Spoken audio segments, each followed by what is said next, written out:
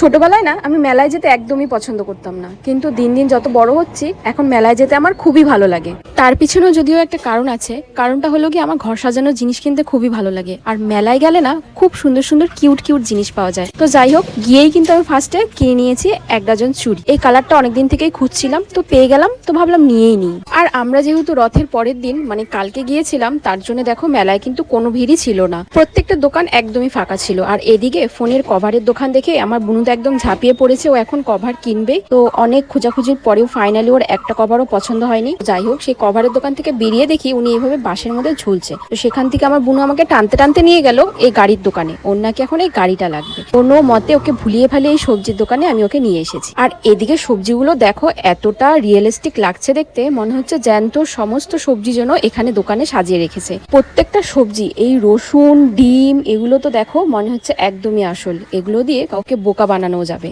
এই সবজিগুলোর আমি ভিডিও করছিলাম, এদিকে দোকানদার বললো ভালো করে ভিডিও করো। এই দেখো সামনে কত সুন্দর প্লেট ভর্তি মিষ্টি সাজানো আছে। আর এগুলোর ভিডিও করতে করতে আমার বুনুর হঠাৎ করে একটা পায়ের তোড়া পছন্দ হয়ে যায়। সেই জিদ ধরেছে এখন নাকি ওর পায়ের তোড়া লাগবেই, কিন্তু আনফর্চুনেটলি পায়ের তোড়াটা ওর হয়নি, অনেকটাই ছোট। তো তারপরে ওর মন পছন্দ মতন কিছু জিনিস নিয়ে আমরা বাড়ি আসছিলাম। তো এই দেখো, এটা কিন্তু আমার স্কুল, ছোটবেলায় আমি এই স্কুলেই পড়তাম।